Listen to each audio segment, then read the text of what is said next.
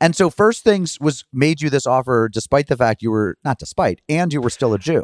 Yes, although I was in the process of converting, and that was also part of the interview. Oh, they must have loved that. Oh, of course. Oh, I Newhouse mean, was a convert. That's what got you man. the job. I mean, sure, you're smart and all, but let's be honest. It certainly contributed to it. I'm sure it did.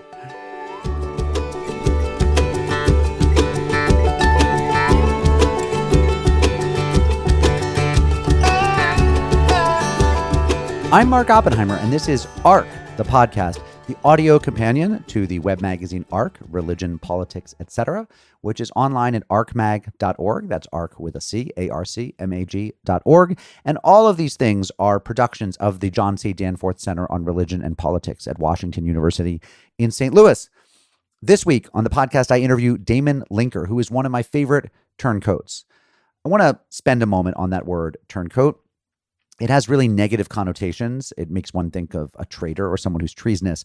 But in the context of American politics, what I really mean by it is somebody who started on the right and moved left, or someone who started on the left and moved right. I just mean somebody who was firmly ensconced in one particular political camp and then decided, you know what, this camp isn't for me, and I'm going to turn my coat and go in the other direction. And this is a topic I'm really, really interested in part because my brother Daniel wrote a book on it called Exit Right, The Men Who Left the Left and Made the American Century, or Remade the American Century. I might be getting that subtitle wrong. But it's a really good book. It's about people in the 20th century who started on the left and moved right. Some of them were very significant. President Ronald Reagan, for example, had been a labor leader and somebody very sympathetic to the left. And then in the years before he ran for governor of California, he became more and more conservative and ended up moving over to the right. Of course, the neoconservatives, people like Irving Kristol and Norman Podhoretz, fit that description, as well as some older characters like James Burnham or Whittaker Chambers, the famous spy. These were all people who started on the left, often in the Communist Party or in socialist circles, and moved right. But I'm also interested in people who are on the right and then end up moving left. We're currently in a period where a number of people have done that. If you read a magazine like The Bulwark, you'll find writing by people like William Kristol and David Frum, people who used to be very associated with the Republican Party and may still think of themselves as conservatives, but they really have left behind the Republican Party of Donald Trump, and they are now more identified with at least moderate Democrats, let's say. They are people who are on the center or the center left, or maybe even the center right, but compared to where their party has gone, they have moved left of it. And one of the really interesting characters in that set is a guy named Damon Linker. I've been reading Damon Linker's writing for, it must be 20 years now. He now has a Substack called Notes from the Middle Ground. He teaches political science at the University of Pennsylvania. He's working on a book about the political theorist Leo Strauss, somebody very often associated with the right or even the far right. But I wanted to spend some time with Damon talking about his own story. He was an editor at First Things magazine, now very much an organ of the Christian right. He also wrote a column for many years for The Week, and he wrote for The New Republic. And in a lot of his writings, he was identified not just with conservatism, but with Catholicism in conservatism. He was a Catholic convert. At some point, he left that behind and renounced his conversion and now identifies as some sort of Jew. He has Jewish ancestry, and that's the identity he claims right now. But I don't know if he's particularly religious or observant. We get into that a little bit in the interview. But the main thing is that he moved from being someone who was very much in the overlapping circles of Catholicism and right-wing politics to being somebody who is neither identified as Catholic nor as a conservative. So an interesting and somewhat special turncoat in the American political scene. As I said, very prolific author, fascinating guy, good newsletter writer, and it was a delight to have him on the podcast. Here's the first part of my conversation with University of Pennsylvania teacher and Substacker and author and political theorist Damon Linker.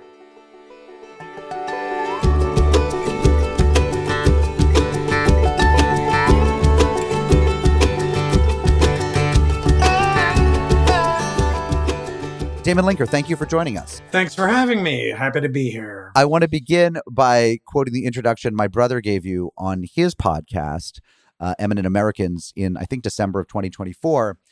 Daniel began, "My guest on the show today is Damon Linker, perhaps the nation's most enthusiastic, unapologetic center leftist." he and Matt Iglesias occasionally punch it out for the title in an underground fight club built in the tunnels under the charred timbers of the former headquarters of the New Republic. So, now, of course, Dan was never at that building. I was. And of course, it was like on the 7th floor of some DC, glass box. So it's unclear if the whole building burned down, because you couldn't burn down just the floor where Charles Lane and Michael Kelly and Andrew Sullivan edited the magazine. You'd have to burn down the whole building for there to be an underground charred bunker, I think. Yeah, I actually don't know if that ever happened. I mean, I was never a staffer at the New Republic. I merely visited there once or twice to have lunch with Frank Foer or something. So I don't know if there was an event like that, but I think he may have been speaking metaphorically, your brother. Oh, well, shocking to think of that. Anyway, you teach political science at Penn. You write the Substack Notes from the Middle Ground, and you're the author of soon-to-be 3 books. When does your book on Leo Strauss come out? Not for quite a while. The manuscript isn't due in for another year. And then, of course, the way these things go, that means almost another year until the book actually comes out. So, look for it in early 2028. Sure. So I wanted to have you on, first of all, because I love your writing. I think it's really interesting and really smart. And also because I do have a strong interest in the intersection of religion and American politics. And that's been a consistent interest of yours for a long time. You wrote a book in the early 2000s called The Theocons, Secular America Under Siege, which was dismissed by the Times and maybe a couple others as a good book, but perhaps making too much of the threat from particularly right-wing Roman Catholics. And we're now in a moment where actually I don't want to say it's a threat. I don't want to put my finger on the scales, but right-wing Roman Catholics are ascendant in American politics as they never have been before. So I think that there was something prophetic about your book. I think you were clearly onto something, and I want to get to that. But I want to get to it by way of hearing a little bit about your own history, because, of course, when you wrote that, you were, I think, in the first blush of being a newly baptized Roman Catholic, having grown up in a secular Jewish home. Is this all correct so far? That is indeed correct. Yes. So let's get the backstory. I mean, let's get the tea, as my kids would say, having appropriated drag culture via RuPaul, via the internet. Let's get the tea. So when were you born? What was the religious culture of your house and the culture of your house generally? Well, I was born in October 1969, so I'm 56 now. My father was secular Jewish. He had been raised in an Orthodox Jewish home by immigrants from Eastern Europe in the Bronx.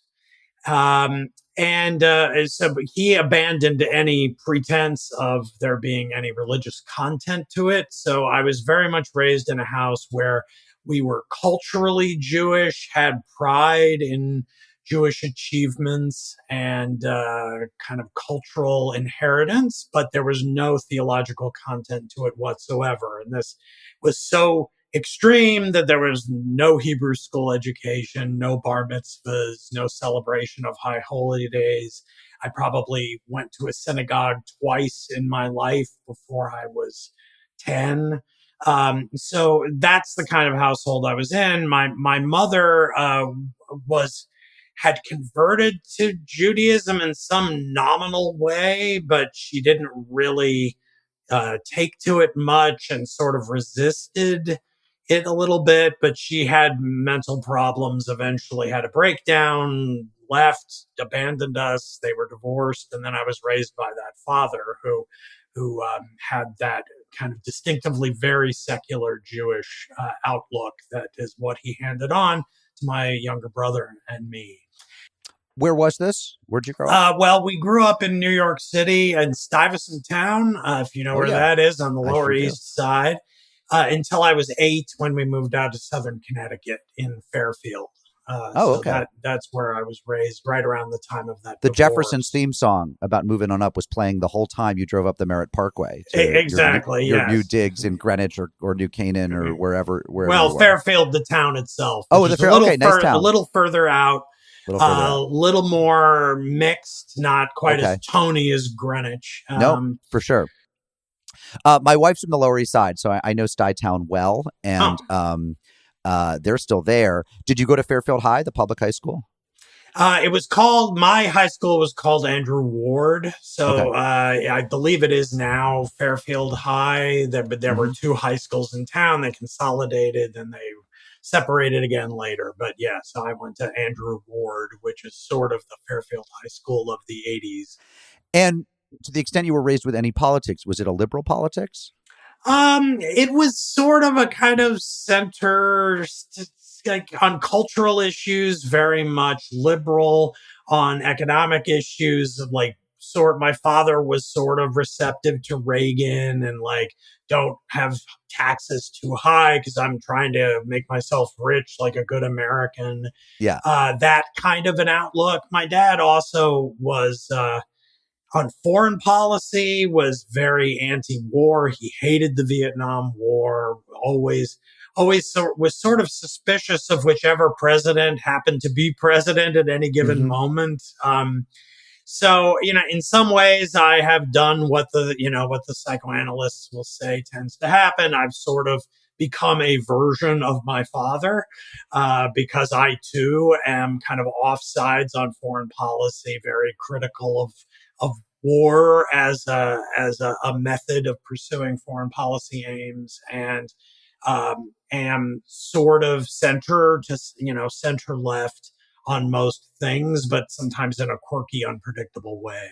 Okay, but at some point in college or in your doctoral work, you got a doctorate in political science. Yeah. Um, you became a conservative, or you became more comfortable in the conservative movement because you graduated into jobs in journalism for conservative magazines. Right. Yeah. I mean, that's a complicated story, but it has to do with the Strauss stuff. I mean, I was very influenced when I was in college by Alan Bloom's The Closing of the American Mind and its vision of a very high minded, noble vision of philosophy that, like, one reads great old texts of, Plato and Aristotle and Machiavelli, Hobbes, Locke, Rousseau, Nietzsche, and Heidegger, and then studies them about great political questions, but also with kind of even higher questions of how one should live as a human being.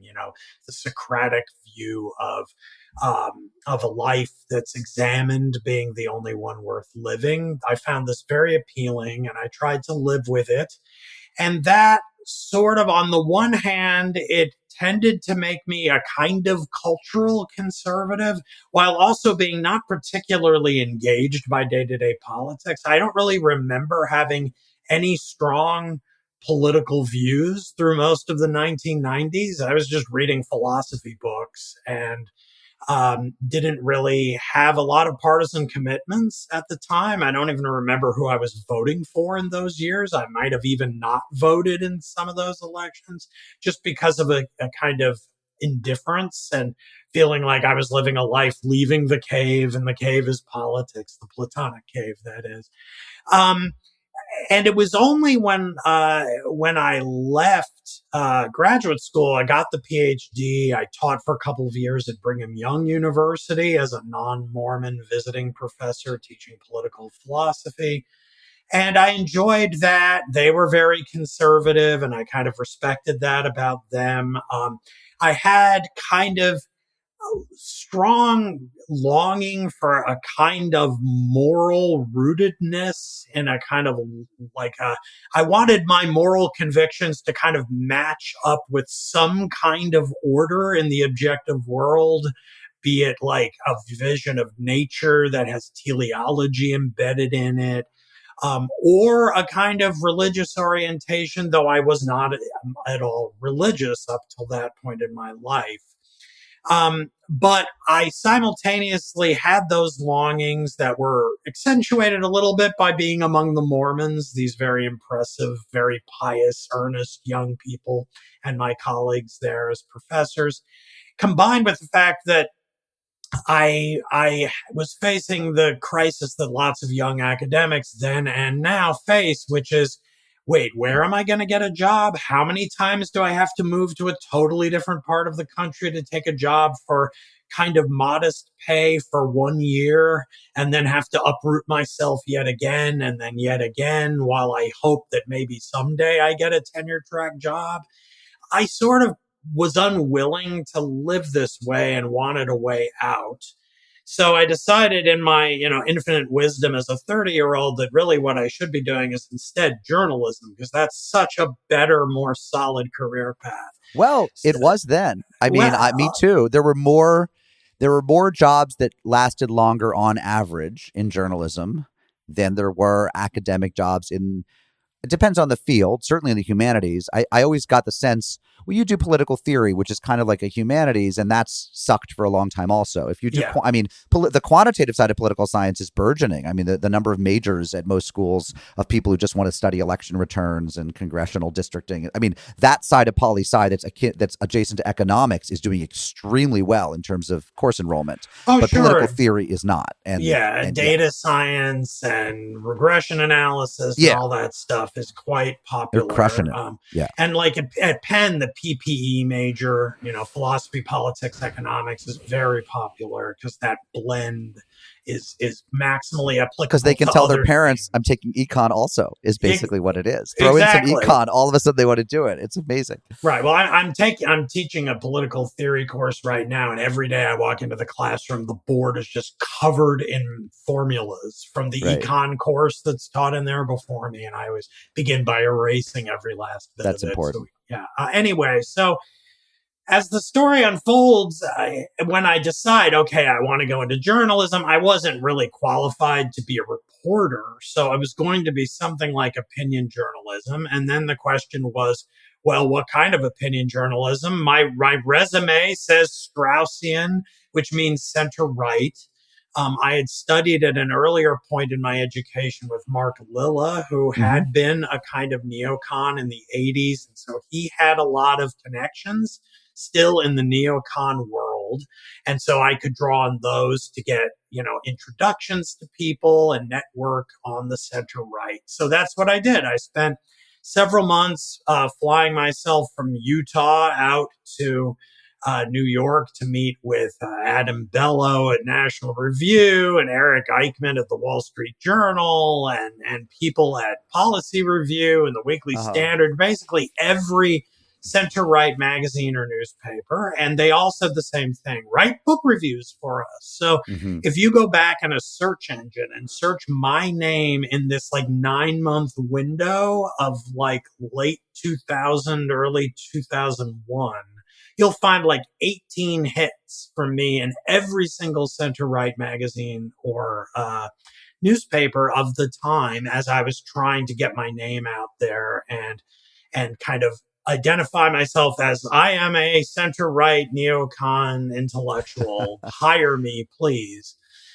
So, but that didn't work right away, and it was a kind of crisis period. It's funny. I met some of the same people. I'm younger than you, and by a few years, 5 years. But when my first job out of college was as a research assistant. This is between college and grad school. Was as a research assistant for Jim Sleeper, whom you may remember, and he doesn't write so much anymore, but he was very out there in all these magazines.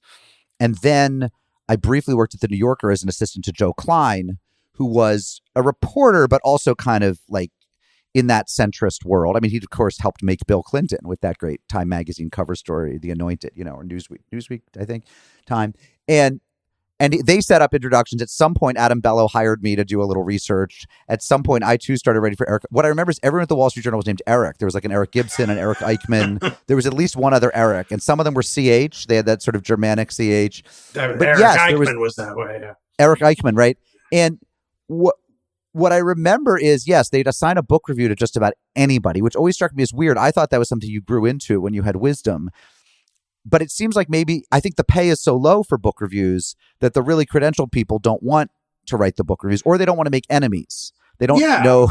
They've figured out doing a 900 word book review for the Wall Street Journal is a lot of work. A lot of You work. got to read the book very carefully, research the author and their Right. other work, and then you have to say a lot in a very short amount of space. Yeah. So it's kind of thankless work, and then you get like $300 at the end of it. So yeah, it's perfect for like a grad student trying to transition.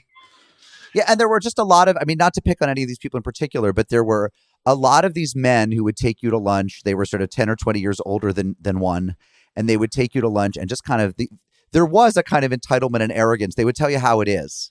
You know, they would just tell you how it is, because at the time to have a job at one of these publications felt infinitely secure. It was like a tenured job, but you didn't have to live in Ohio or Utah. You got to be in New York and have an expense account. And yeah, it was was a different world. I assume some version of it still exists today. Probably. Although all of these outlets are more marginal in our maximally niche oriented culture. They're all smaller in some way than they So you could have just as easily gotten pulled into the center left world. Again, there are no centrist publications anymore because everyone wants a kind of polarized niche. But back then, a magazine, like The New Republic or A Commonweal, I mean, there were a bunch of magazines that were center leftish as opposed to center rightish. It could have gone that way. It could have, although it just didn't fit. Not just, I don't mean to make it entirely like a mercenary that like, well, my resume said center right because of the Straussians, so therefore I must be on the center right. Because of the Straussian education, there was just a kind of grammar to the way of talking about and thinking about politics and morality and how things fit together that just kind of fit like a puzzle piece with the way the neocon world thought at the time. Let me ask two other questions. I thought that I fit in it more than elsewhere at that moment. Yeah, go ahead. I don't want to belabor this too much, but just again, and here I'm perhaps I'm talking about myself and people I knew in my early years. So two questions, which you can take in whatever order. Was part of it aesthetic? Like there were people who ended up working for the New Criterion because they were just bow tie people, and they just wanted to be around a certain kind of formality. They were formalists. They liked formal poetry. They liked formal dress. They were temperamental conservatives, and so that fit better in certain places. And then the other question is, a lot of these people who ended up, let's say, on the right without being particularly right wing, it was because of a shared disgust with something on the left. That is to say, they weren't particularly affirming of rightist positions, but they felt that the left. I mean, Alan Bloom, for example, is somebody who, it's not that his own politics were so far right, but his disdain for the people who had torn down the canon coded him as right. Yeah, it was not the first one about an aesthetic thing. I was never a bow tie wearing guy, and I to the extent that when I was on then the right for several years, I would go to the Manhattan Institute used to hold like a monthly soiree, like sort of like a cocktail hour.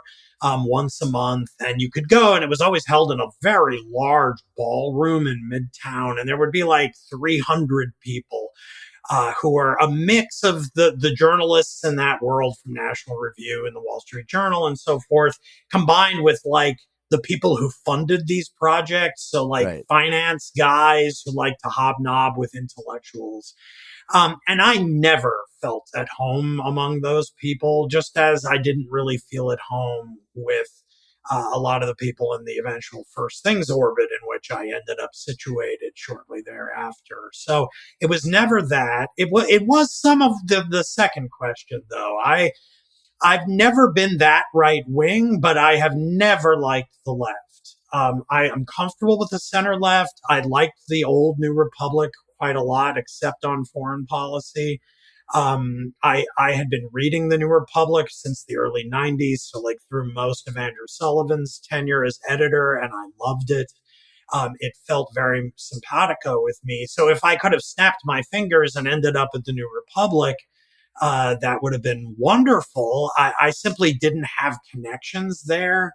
And again, I sort of didn't, I wasn't groomed to be in that world. I sort of spoke a slightly different language. It overlapped with it somewhat because of Leon Wieseltier's education in Mm-hmm. philosophy and Jewish culture and history and a kind of literary outlook that I could have had a good conversation with him at this time, Mm-hmm. Mm-hmm. but I wasn't really from his world. He would have had no idea who I am and so forth. So that just didn't seem realistic. Now, later, after I broke from First Things, that did end up where I sort of ended up parking myself, even though not as an employee, but as someone who wrote for them a fair amount and ended up as a contributing editor for the magazine. So let's get to, how did you end up at First Things, which is now, I would say, a conservative Christian magazine. It was less predictably conservative then. Well, And I I've don't been know if that's exactly right. no. It was pretty conservative, but it is now more narrowly Catholic than it aspired to be when I was there, where it really did want to be a kind of interdenominational Yeah. Okay. Judeo-Christian magazine, and very much tried in most cases to be kind of just in conversation with the rest of the neocon right. Okay. So how did you end up there, and why was and you ended up editor, weren't you? The I did end up being the editor for about a year or Yeah. so, and was And an associate editor before that. for people who have no idea what First Things is or was, why don't you talk about what it represented as a magazine there, and how you ended up there? Right. Okay. Well, the first step in this, I left the story with flying myself out to meet with all these editors so I could get my name out there and hopefully get a job. Well, the first job I eventually did get was as a speechwriter for Rudy Giuliani. Mm. And my boss at in that position was a guy named Michael Anton, who has kind of become quite notorious in more recent history as the guy who wrote the Flight 93 essay saying that everyone on the right has to vote for Trump. This was in September of 2016. That if you're in a plane and it's crashing, you got to vote for the one person who will save you, whether you like him or not. Well, the terrorists have taken over the plane and are going to fly it into the White House, like the passengers on Flight 93, and the terrorist is Hillary Clinton.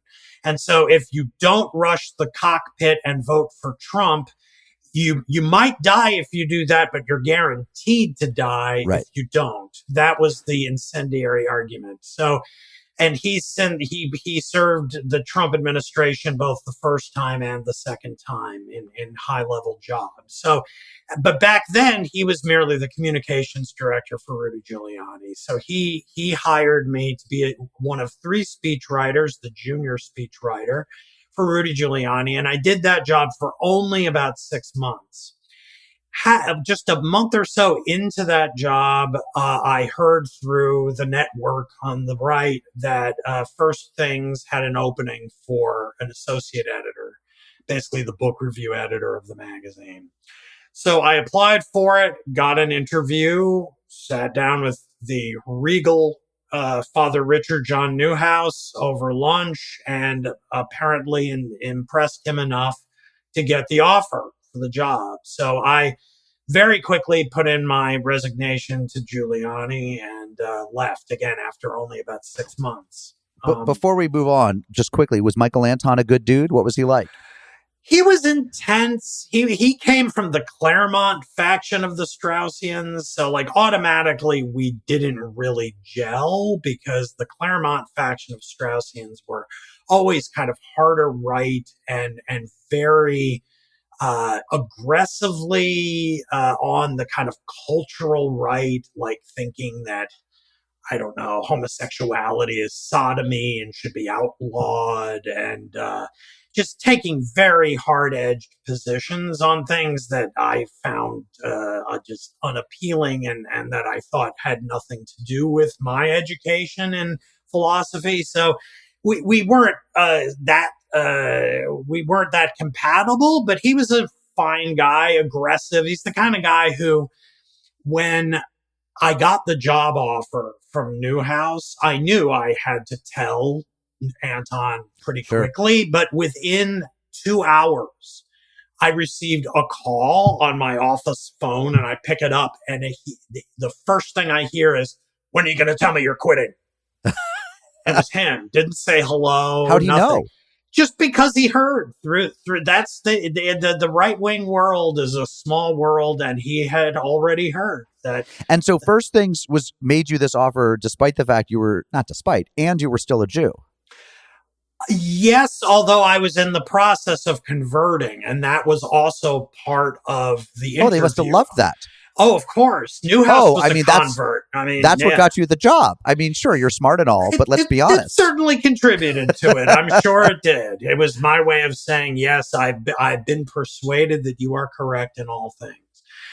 So I had made the decision in October of 2000. So the interview was in February 2001.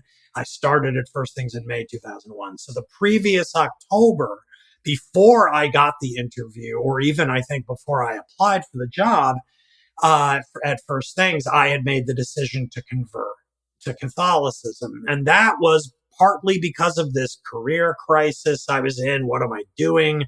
Where am I? That desire I spoke of earlier to feel like my moral commitments were embedded in some larger objective reality. And the Catholic Church has a corner on that market. They're really good at that. They have a 1,000-page catechism for you to read with all the rules. And I remember I was in a Barnes & Noble or a Walden book sometime in my teenage years, and I was in the religious studies section just browsing, I guess.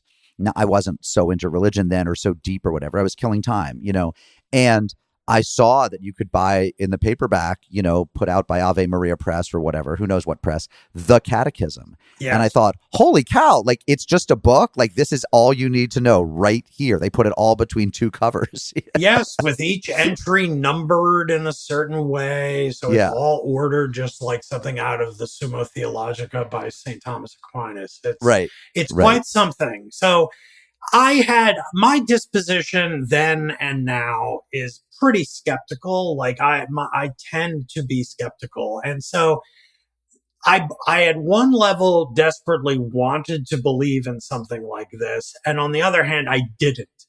And so this was sort of like, maybe if I follow what St. Augustine says and I pray and go to church and read the catechism and read papal encyclicals and then take the job that's now been offered me working for a priest at First Things magazine. If I do all of these things, I'll end up kind of assimilating into this thing that I can't believe is true right now. Right. So I was going to say, it's not quite faith-seeking understanding because the faith wasn't there yet. It was more, it was understanding seeking faith, I guess. Well, it was sort of a conviction that if I go through the motions that and do the things one does when one is a believer, that I would end up believing in the end. Now, whether that's exactly what Augustine is talking about, I'm not sure, but that's how I understood what I was doing. That I was not a believer, but I wanted to be, and I was going to try. And your wife was Catholic, right? She was raised Catholic, although she was pretty much lapsed and not particularly close to the church at that point. She remained, very nominally Catholic because her family is a big Midwestern Catholic family. And every time we'd go home, we'd go to church with her mother and so forth. So, it was on the one hand that made things a lot easier. We didn't have kids yet. We planned to have them soon. And now this resolved the question of how we'd raise them and so forth.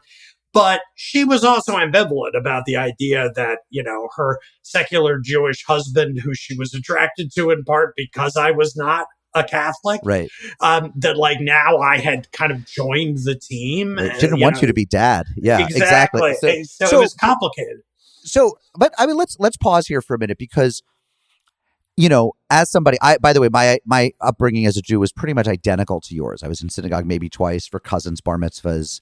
I don't know if we did do Hanukkah and Passover. I don't know if you did any, the sort of more fun holidays. We did Hanukkah as a substitute for Christmas because it looks bad if you don't give the kids something like what all the other kids have. But Passover, no, we never never did. So we were a little more attached to the religion than you were, but not by much. I vibe with everything you were saying.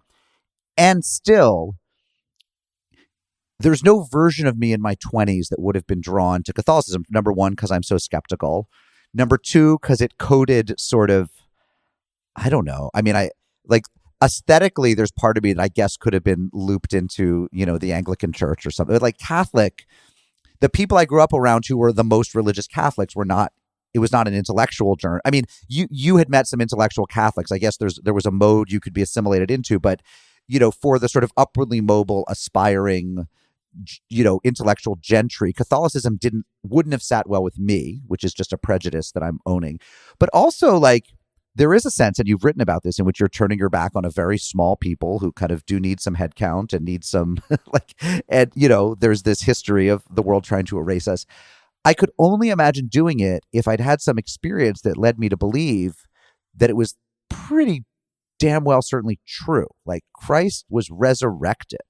And given that I'm not hearing that you had that experience, I'm just trying to think myself into the person who's so hungry for something that he becomes a frickin' Catholic, which is a very strong commitment. It's not Unitarian or contemporary Quakerism. It's Catholic. True enough, although it's also true that I just spent 2 years with the Mormons, and compared to Mormonism, it's not that big of a commitment. Because the Mormons spend all day Sunday doing stuff, right. And they go to the temple and they baptize the dead, and it's this all-encompassing world that you're in when you're when you're LDS. Whereas for Catholics, you go to Mass once a week. And, you're supposed to go to confession periodically. But other than that, it is not. Now, but then again, I was working now for Newhouse, for a priest, for a magazine that was increasingly taking a Catholic line. The Catholicism of it was ever increasing in domination at the magazine. Yeah. It began in the early 90s very much as a kind of interdenominational thing. I mean, when it was first started, Newhouse was not yet a Catholic and not yet a priest. He converted and became a priest within the first year or so of the magazine. But the guy I was succeeding as associate editor, a guy named Matthew Burke, was Jewish. So they had one of their, top editors was Jewish. Right. Jim Nichterlein, who was the number 2 editor above that guy, and above me was a Lutheran. Newhouse used to be a Lutheran, but then became a Catholic priest. So you sort of, before I started there, you sort of had, Protestant, Catholic, Jew. You had the classic American combo at work there. So, but I want to linger a little bit more on the psychology of becoming something else. I mean, I've known a lot of converts from Christian traditions into Judaism and from Judaism into Christian traditions. I've known fewer people who have gone into or out of Islam, but not zero. But I've been at this religion journalism game a long time. Met a lot, and there for a lot of them. Again, if it's not a powerful conviction that the New Testament is true, that the resurrection is true, it's often a kind of hunt for a family, and as you said, a sense that it all lines up. And Catholicism seems to be very powerful for people who want to say that it all lines up, that there's this natural order, that the politics fits the theology, fits the cultural milieu, fits all of it, and I guess, for me, again, I had no interest in being Catholic, but if I were drawn that way, I would feel not terrified, I'd feel desperately sad to leave the, albeit secular, Jewish milieu that I was from. In other words, being part of even the neocon tradition of people whose politics I don't agree with at all is the sort of the Jewish intellectual stuff is such a great heritage that leaving it would feel like a tremendous loss, done only under some sort of the duress of some intellectual conviction that I couldn't shake. But I'm guessing, and I don't mean to make you stand in for kind of some stereotype, there are people who they want to move seamless, the first things world, the kind of the Catholic intellectual world, conservative Catholic world feels better to them. It feels more integrated, feels like more of a home, it feels more intellectual. They like it more. Can you say a bit about sort of what it was like to move into that world as your home, as one of them. Like, now I'm one of you. Now I'm a Newhouse. Yeah, Or a Buckley. it is the case. I say this often to students of mine at Penn who come to me like for career advice, like, oh, I like ideas. I want to go to grad school, but I don't think I'll end up as a professor. So to give me advice based on your Yeah. trajectory. And I'm always like, This happened my to me story yesterday. is so idiosyncratic. Right. It is Don't listen to me. inapplicable to anybody else. And this aspect of it is too. I mean, you're dealing with a guy who not only like you came from a secular Jewish family, but also I came from, I don't know about your situation, but a very broken family where my mother abandoned the family. I was raised by my father. It was very turbulent as a kid.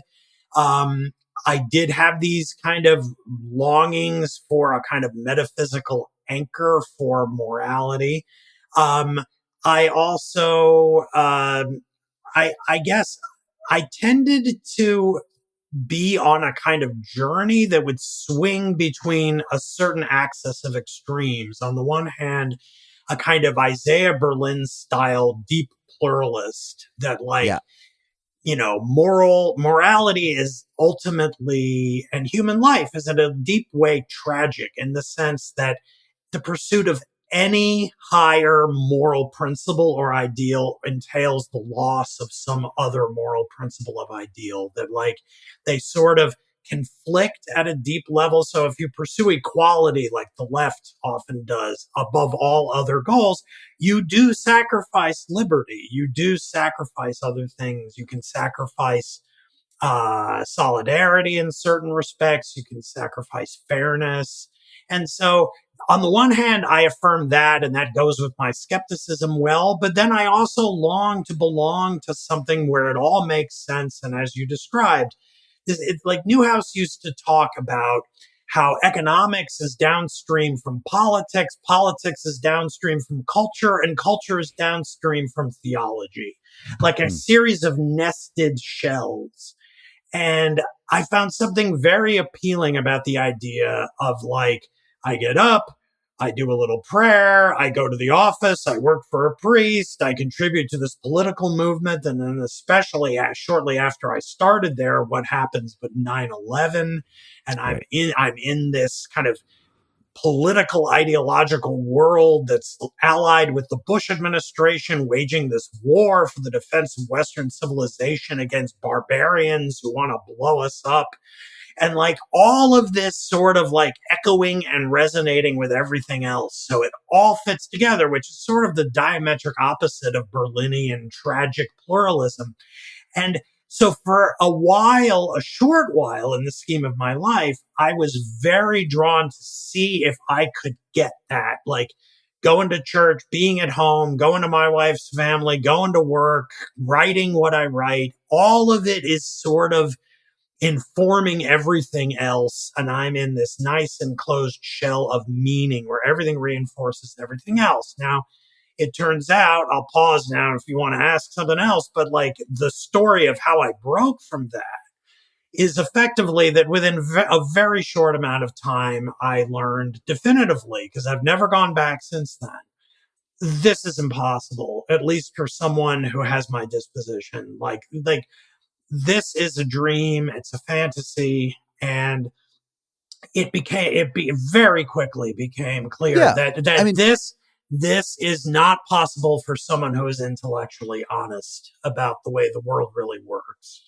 Right. I mean, I think this isn't quite what you're saying, but when I ask friends of mine who have what I see as sort of, maybe I'm using integralist in the wrong way here, but fantasies of that kind of perfect integration in a society, I will always say to them, like, okay, so what country do you want us to look like? Do you want us to look like Franco's Spain?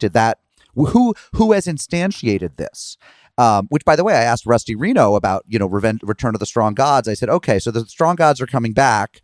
What should our country look like? And actually, when push comes to shove, they never have an answer, because, I mean, what they say, if they're being honest, some of them say, well, we're not there yet. It's a utopian vision, right? And I mean, he gave me an answer. He's like, actually, it should look like sort of Wilsonian America, 1920s Protestant Catholic Jew, or Will Herberg's America. It's like, actually, you can't really point to anything that radical, because the second you look for actual societies that attempt some sort of integration like that, it's always fascistic. It's like, it's always pretty ugly. There is no sort of Hamish, warm, lovely, pre-modern integrated. I mean, this is the thing Paul Kingsnorth wants too. And it's like, well, except nobody's ever done it, because human nature doesn't actually conduce to that world. Right. I mean, part of this, I think this is at best only partly true, but it is partly enough to be worth noting that in the pre-modern world, there's a truth that things were more unified like this. Yeah. I mean, not as much as we like to daydream about and Rusty Reno fantasizes about, but it's true that kind of almost from the bottom up, despite the fact that it was not democratic, there was a kind of unstated consensus that we agree that there is a God. He wants certain things from us, wants us to live a certain way. And the order of different institutions sort of are all set out under those metaphysical assumptions. The problem is that under modern conditions, this tends to crumble and pluralize, and there's dissent. And then you have this kind of wistful, nostalgic longing among people on the right to kind of put it all back together. The problem is, once it's broken and it isn't kind of permeating up from the culture, it has to be imposed from above using state power. And that's why it becomes fascism when it's attempted to be imposed after it's already shattered. And so there's this hope that somehow we can catch our own tail and get back to a place where it again spontaneously emerges from below. This is why the right is always talking about how it's a new great awakening. I know it is, but it never turns out to be. Well, and also it's always being imposed in essays written by intellectuals. And yet, ironically, to the extent there was ever a kind of pre-modern organic consensus, it relied on the fact that there were no intellectuals. There was mass illiteracy. People weren't reading and interrogating. It was pre-Enlightenment, right? So what's the role? How exactly is this going to be created while still leaving space for people to be rigorous free thinkers? I mean, that's not...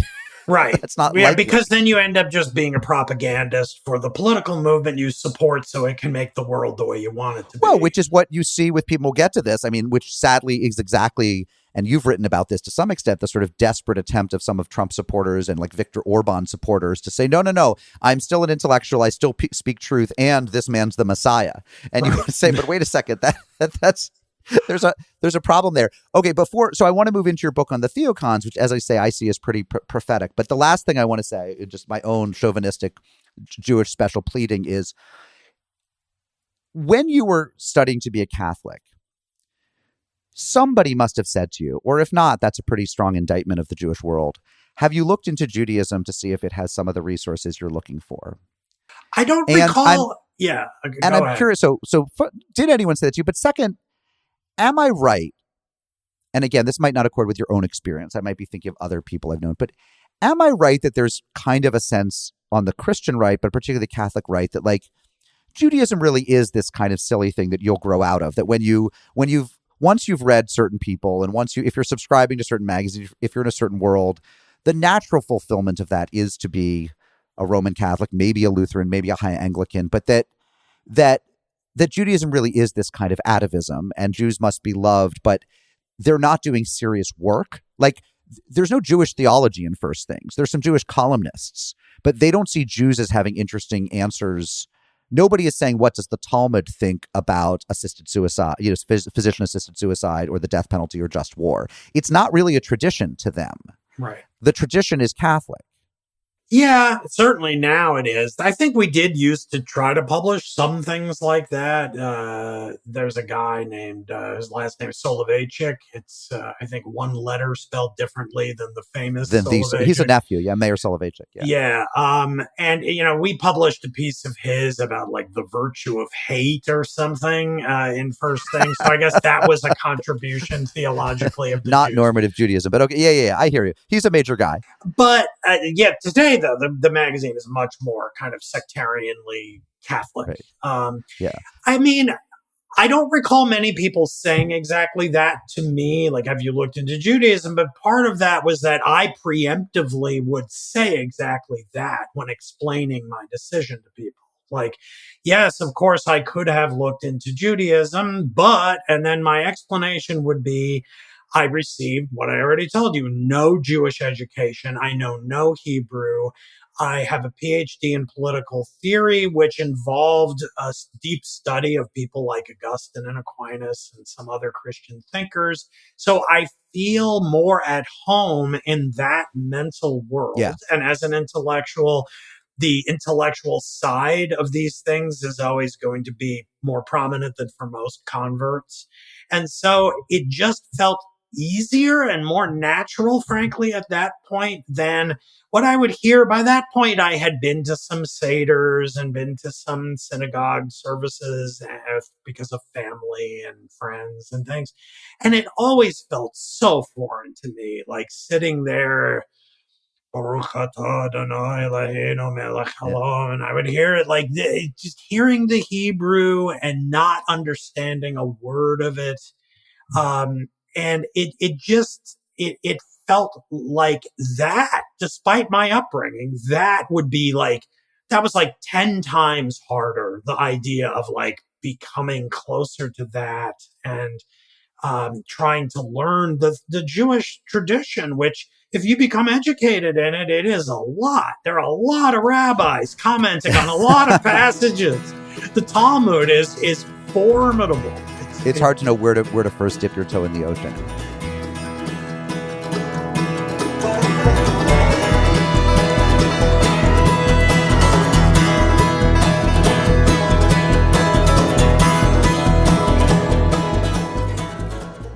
You're listening to ARC, the podcast, and that is the first part of my conversation from last month with Damon Linker. We have a lot of great episodes coming up. I'm going to be interviewing Paul Eli about his book on religious art in the 1980s. I'm going to be talking to Amy Laura Hall, the Duke Divinity School professor, about her new forthcoming book on muscular Christianity, machismo in Christian theology and culture. I've recorded a joint interview with poet Christian Wyman and theologian Miroslav Volf, who have a new book out of their letters back and forth, a co-written epistolary volume.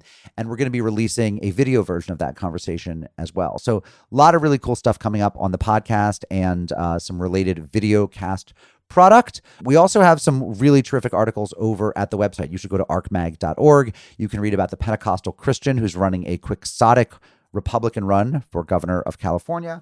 You can read a review of the new book, A Scandal in Königsberg by Christopher Clark, about an 18th century heresy trial in Germany that involved cults and accusations of sexual impropriety. And who doesn't love a book that involves both cults and sexual impropriety? And so much more. Head over to ARC, Religion, Politics, etc., online at arcmag.org. And I should say that if you have any questions, concerns, complaints, harumphs, harangues, send me an email. I'm at mark.o@wustl.edu. That's mark.o@wustl.edu. That's Washington University, St. Louis.edu. And now back to my conversation with Damon Linker.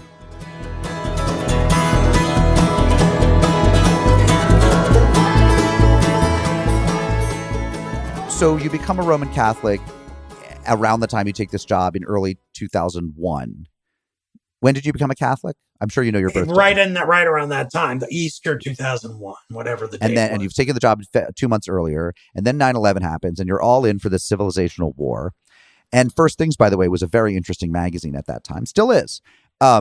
But by 2007, you're writing a book that's a pretty scathing critique of the neocons. But before that, because I got the book deal in late 2004, just after the election. Okay, so let's talk about those 3 years. You went from being, associate editor, soon to be editor at a fairly young age of this major conservative Christian, Catholic but broadly Christian magazine that's all in for the civilizational battle against infidels and Islam, to being somebody writing a very scathing book about the theocratic impulse at this magazine, among other places, within 3 to 4 years. So what happened?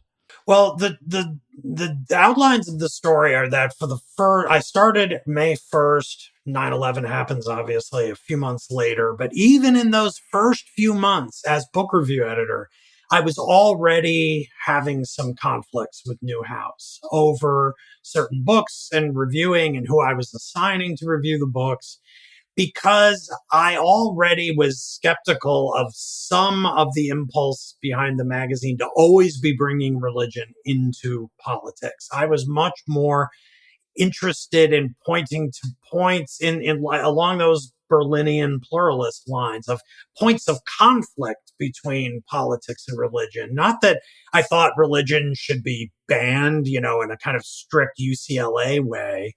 But obviously, I would never have taken the job there if I didn't believe it should have some role in public life. But I also thought that when you bring religion in, it doesn't solve the problem. It just creates new ones. And those tensions should be explored. Whereas Newhouse sort of wanted to be contributing to always the positive side of the story. Um, and so it wasn't a major problem, but we were butting heads a little bit. Then we have 9/11, and I sort of put my head down. I'm like, all right, rah, rah. This scared the crap out of me. The first plane flew over my head while I was walking to the office. I was terrified. There were soldiers with machine guns in Grand Central when I was going to and from the train every day now, and I was terrified of what was happening. Very much supported the Afghanistan war. But then things started to happen. It became clear to me extremely early that we were going to go to war with Saddam Hussein's Iraq, which I thought was a terrible mistake.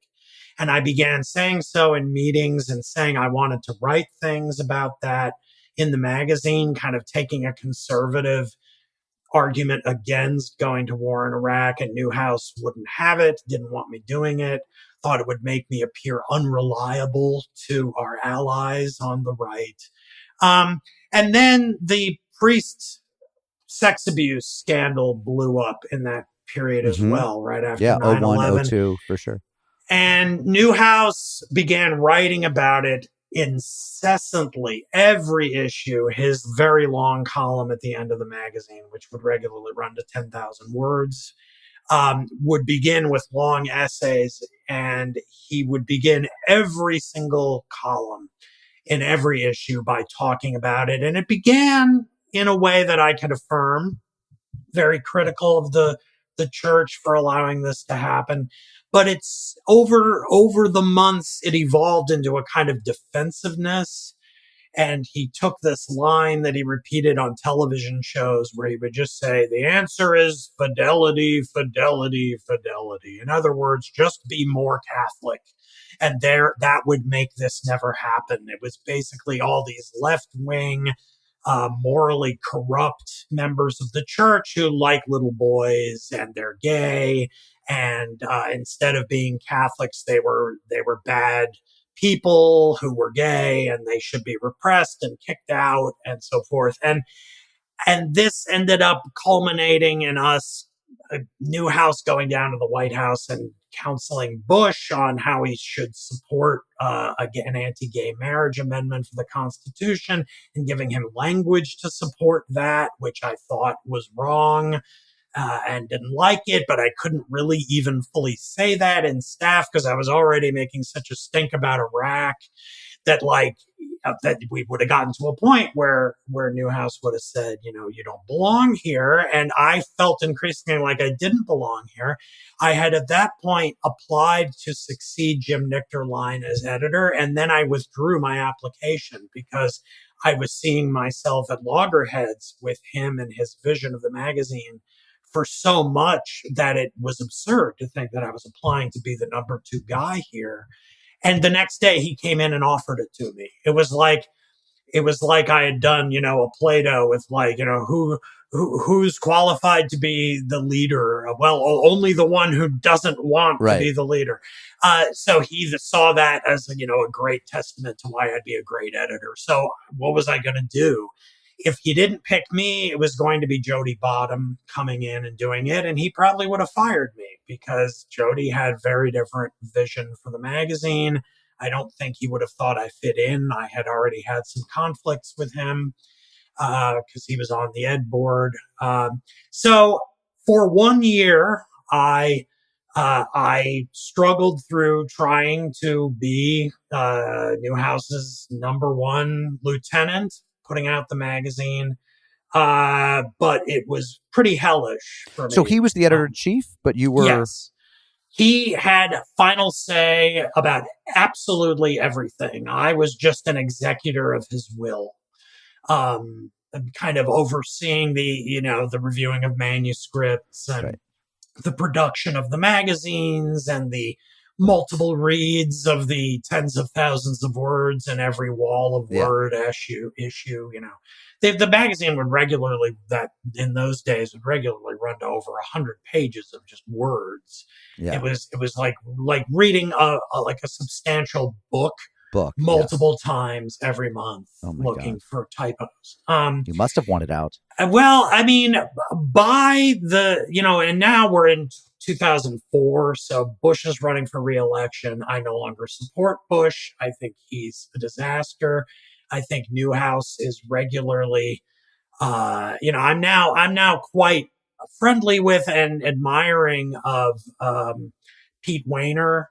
But back then, he was Karl Rove's #2 guy in the political operation at the White House, and he would regularly send faxes to us, giving the administration spin about how everything was going great in Iraq. And Newhouse would just read these and turn it into items in his own column, like launder them and treat them as authoritative statements, which I knew from reading a wider range of journalism were just bullshit. And I would say to him, like, you are laundering nonsense for the administration. This is not what an intellectual should be doing. You need to read other outlets. And he just didn't want to hear it. So it was hell. It was really bad. I hated it. And so you got the book deal and then quit, or quit and got the book deal? I worked on a proposal in the couple of months before the election. So September, October.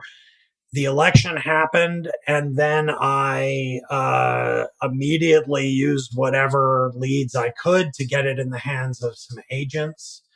An agent who was a very good agent, Tina Bennett, took it on. It was perfectly timed. You may remember that the immediate exit poll spin on the 2004 election is that Bush won re-election because of moral values. Right.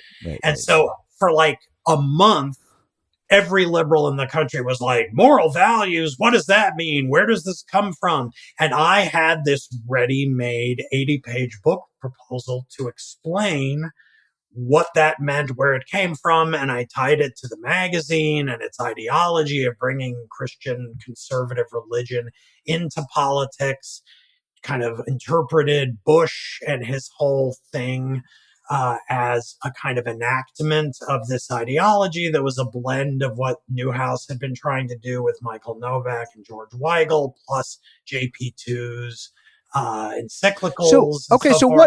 So what was it? I mean, it's very hard to pin down people who say they want more religion in politics on specific stuff. Sometimes they'll say, okay, we want to bring prayer back in schools, but that's pretty like weak sauce, actually. Like, is it, what do they really want? I mean, they don't want to compel people by the sword to, I mean, there's a liberal fantasy, paranoid fantasy that secretly they all want to compel people by the sword to become Christians. I don't think anyone wants that. Well, what did Weigel and Novak and Newhouse want?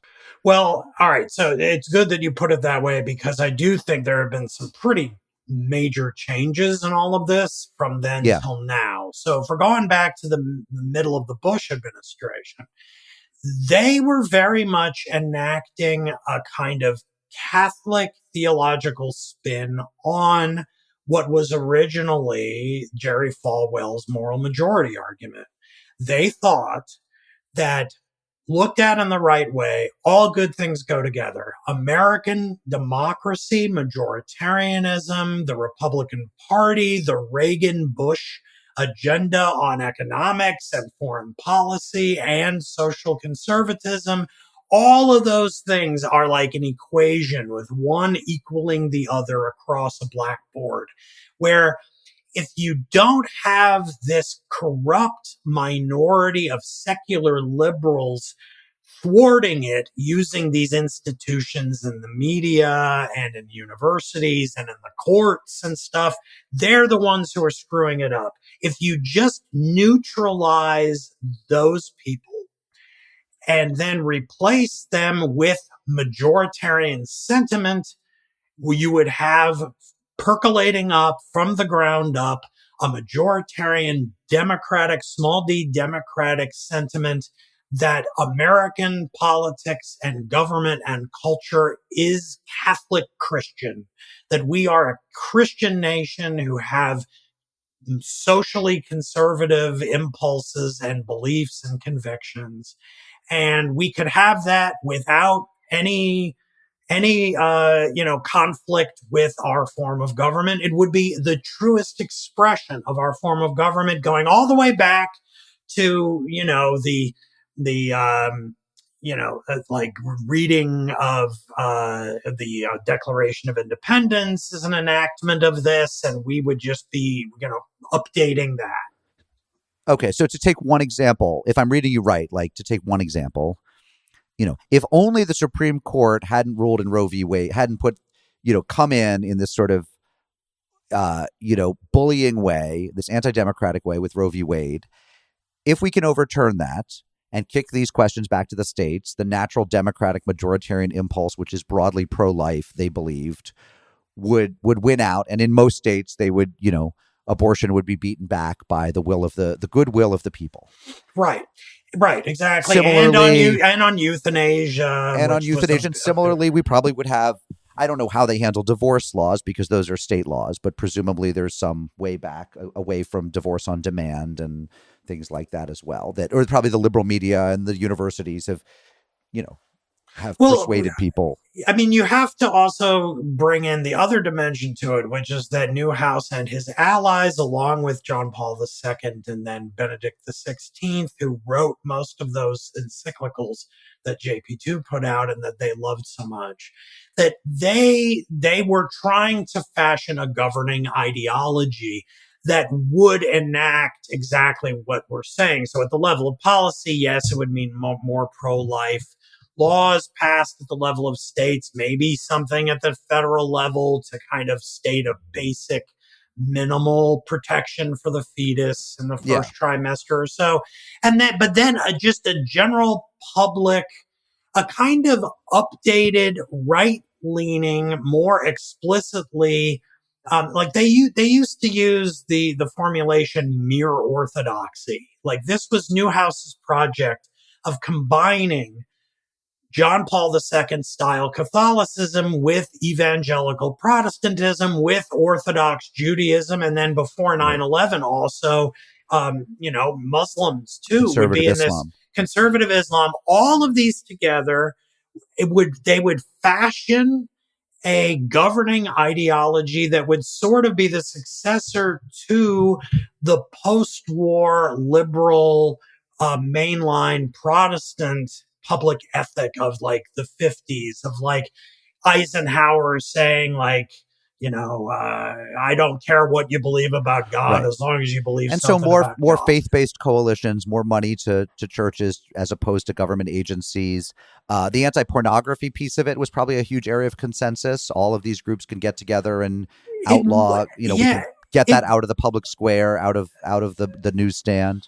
It was, although I do think that on that issue, the little I talked to him about it, I think Newhouse was probably closest to like 1971 Irving Kristol on that. And Irving Kristol wrote a great essay in 71 titled Pornography, Obscenity, and American Democracy, something like that, where he just said, obviously we can't like throw you in jail for buying a Penthouse magazine, but you can have a public ethic that treats that as shameful. And so you have the old liberal censorship of, if you really want porn, you can get it. You're not going to be thrown in jail, but you make it shameful. You put it behind the wall of cardboard on the top shelf of the newsstand, and you have to be humiliated to bring it to the cashier. So this is but what I take you to be saying is the most interesting thing about that iteration of Christian conservative political philosophy is they assumed that it was majoritarian and populist, that you could do it all without being anti-democratic. It didn't have to be imposed from the top down. In fact, it was the top down impositions were the liberals, the Supreme Court, the secular apparatus, the media, that the bottom up will of the people would mesh nicely, if allowed to, with a cultural conservatism. Right. To be very crude, let's leap forward to today, when I think we would say we have a more theocratic impulse in terms of who in the administration, in terms of who's working in Washington, than perhaps at any other time, though we could debate that. But there certainly is a strong one. What does it look like now? What's changed? First of all, among those, like the post-liberals, the integralist Catholics, people like Patrick Deneen and Sohrab Ahmari and Gladden Pappin and Adrian Vermeule at Harvard Law, all those people, and Rod Dreher, they are more militant than Newhouse was. Now, there were moments when Newhouse and First Things became more militant, like in the End of Democracy Symposium in 1996, where there were moments where the First Things crowd back then would become more despairing about how entrenched the secular liberals were, and despair that the democracy, the natural democratic sentiments would ever be able to topple them. And at those moments, they became much more like talking about how we need a kind of revolution in America to overthrow these secular liberal institutions that are so entrenched. Those were glimpses of what we would get now with the post-liberals. They're basically doing the End of Democracy Symposium today. So that's one change, is that's become more the default position, much less hopeful, much less believing in majoritarianism. I mean, like Rod Dreher's book on the Benedict option is an expression of despair that, like, we've lost, we no longer have the culture, we don't have the numbers, we've become much more secular, and so we need a kind of more militant outlook.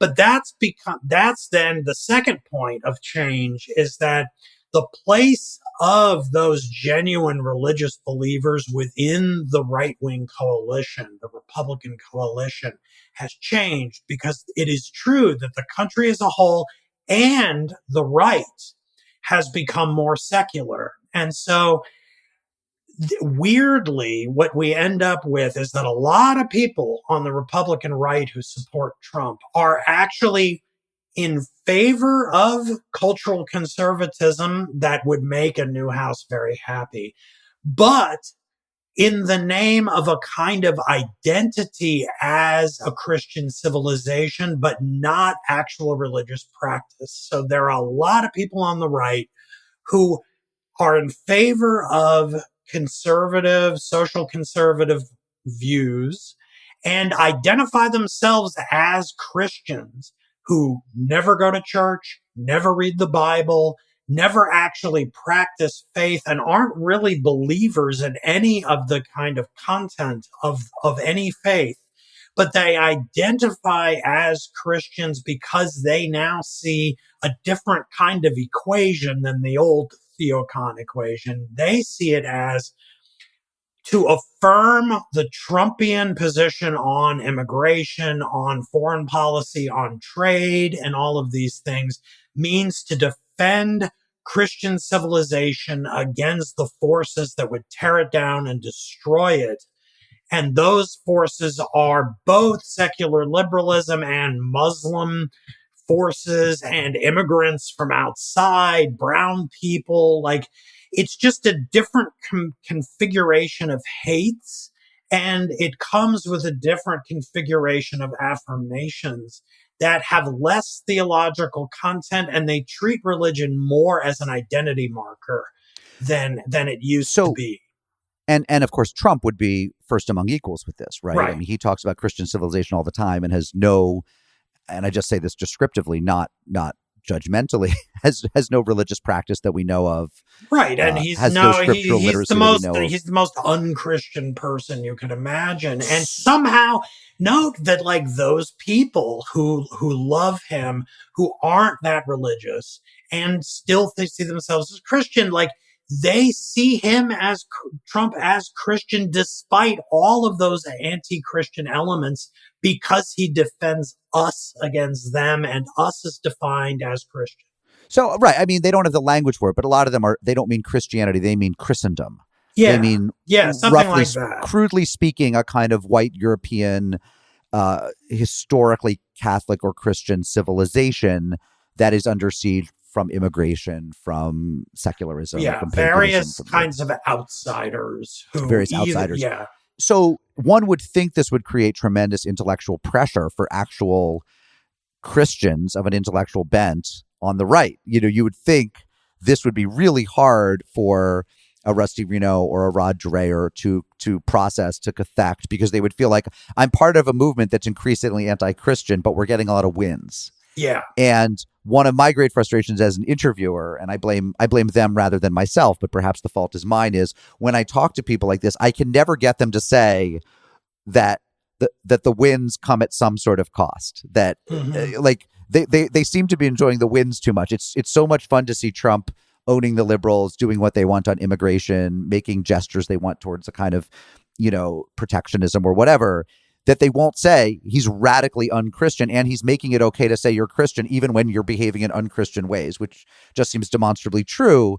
I always feel like, and I've said this to several people, both on this podcast, but also in my own life, the delta, the gap between what they'll say publicly to stay in good stead with their allies and the movement, and what they're saying to their spouses, on their pillows at night when they're complaining, must be very great. But maybe not. Maybe they're doing the work internally to reduce cognitive dissonance, and they think that, I guess if they think Trump is a kind of weird King David figure who's personally flawed but is heralding great things, I don't know, like, how do you see, as somebody who's worked with them, that they're processing this? Well, I think it depends on the person, and I have I'm not privy to what's going on the pillow. Rod Dreher, I think, has more integrity than most. He did vote for Trump the last two times, and I wish he didn't. I wish he, for someone like that, and for most of these people, it's just hatred of the left. They hate and fear the left so much. They have worked it up into such a demon, maybe literally, because they do like talking they do about believe in demons, yeah. That somehow that made, it doesn't matter how bad Trump is, he's going to defend me against them, and so I'll do it. But but Dreher has been quite willing, especially since the kind of the surge of renewed and fervent anti-Semitism that we've seen on the online right with Carlson and Fuentes and all that. Like when that exploded over the last summer, Dreher was very outspoken in taking it down, and it meant that Tucker, cut him off from their friendship. J.D. Vance stopped responding to his texts and so forth. So a lot of his high-level contacts distanced themselves from him, and yet he did it anyway. And he's continued it just to be, even since the Iran war heated up, he's been very, very hostile to Trump in almost every post on Substack. At the same time, bless his heart, Sohrab, God, like the guy who evolves every month. Sohrab Ahmari, he's now, pretty stridently anti-Trump. Despite, he was all rah ICE during the killings in Minnesota over the winter, but the war combined with a lot of his other ineptitude and kind of senile acting out has Ahmari now turned on him. The others, I get another reason why I give Rod a lot of credit for his critical stance is that, Orban, butters his bread. He's been getting part of his income from, I think, from the Danube Institute, and he's now gonna have that cut off. And But a lot of these other people, like Gladden Papin, like he can't say anything critical because he works at this big, foreign policy institute in Budapest, and that's not a position. He was an employee of Viktor Orban, so what's he going to do?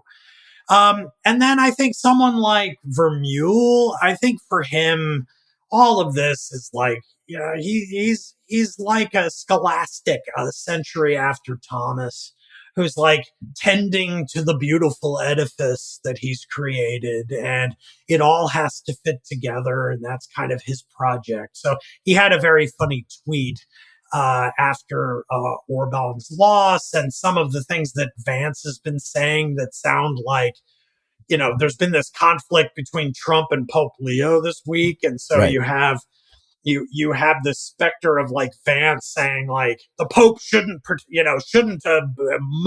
get messed up in American politics, and I'm like, oh, so much for integralism. Right. But then you have but then Vermeule responds with this long tweet explaining how actually this is a sign that post-liberalism is further along than we even thought, which is just so obviously rationalization.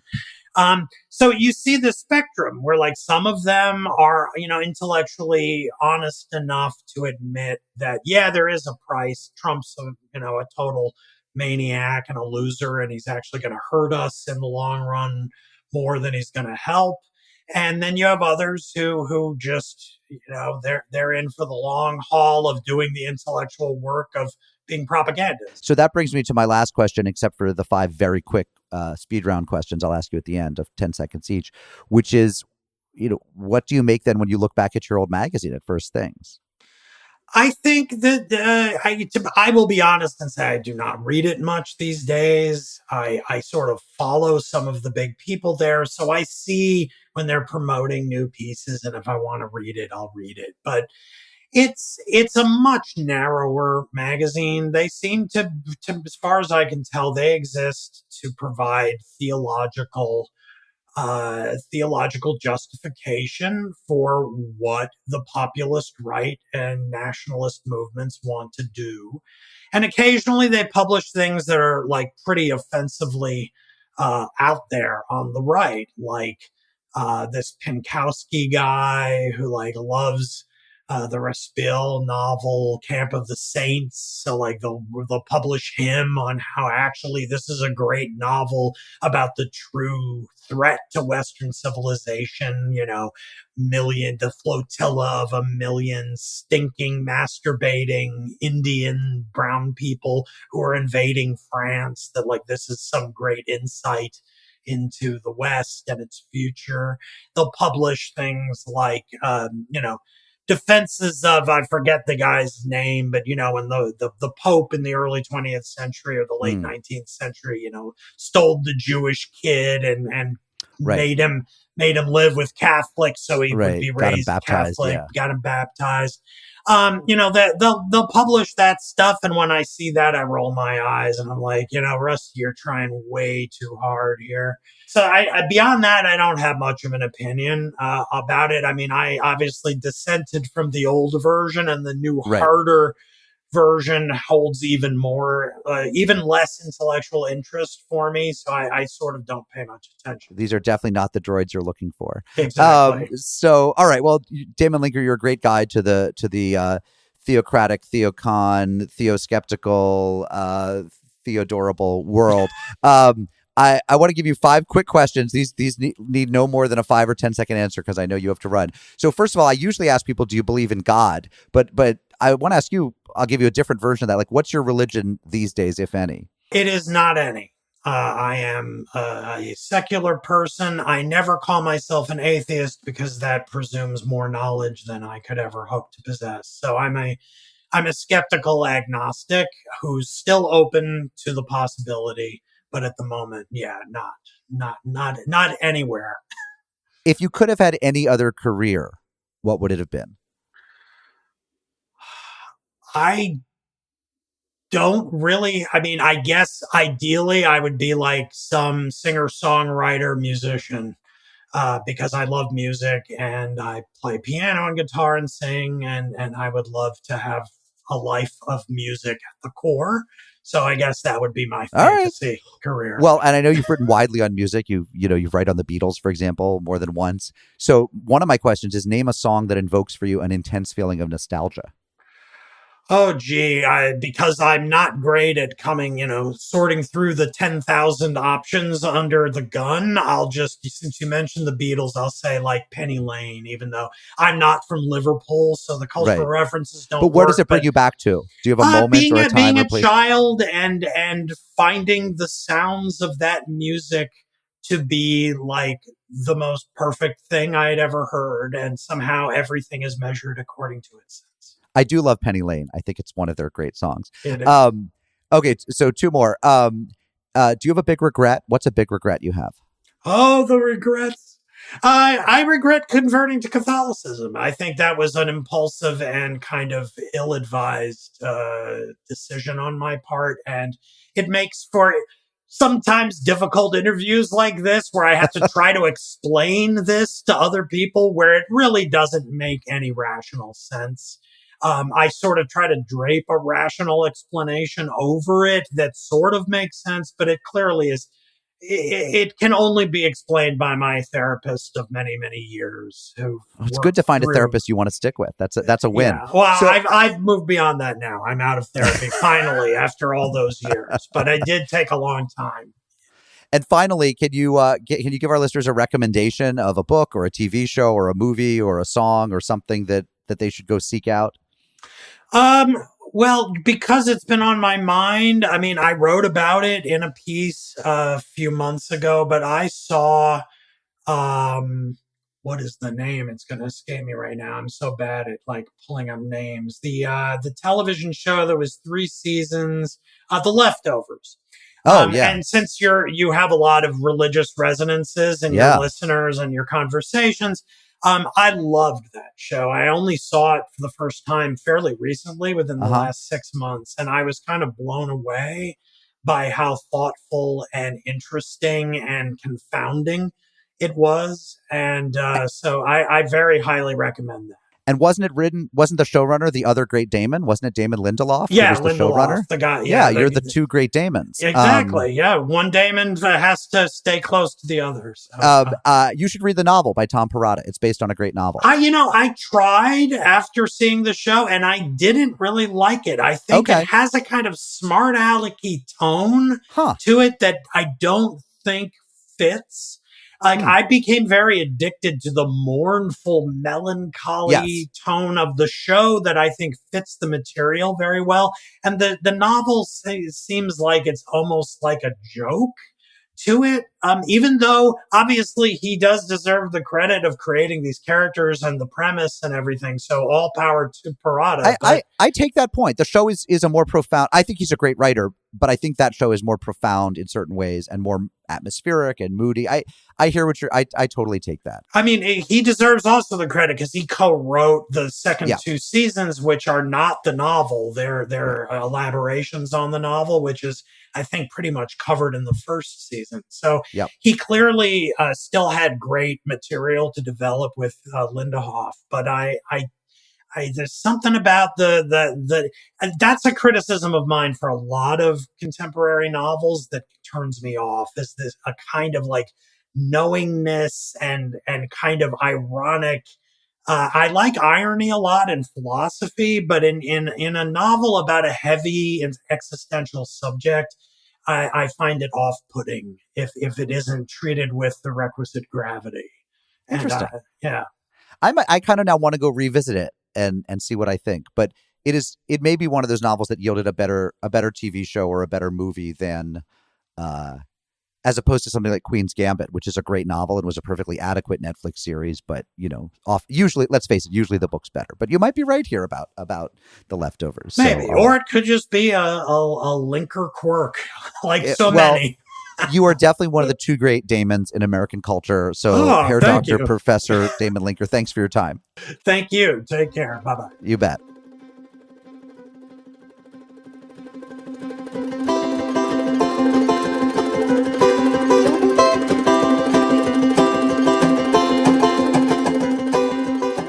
That was me in conversation with Damon Linker, an April of 2026. His newsletter is Notes from the Middle Ground. He's the author of a forthcoming book about the political philosophy of Leo Strauss. Some cool religious holidays coming up.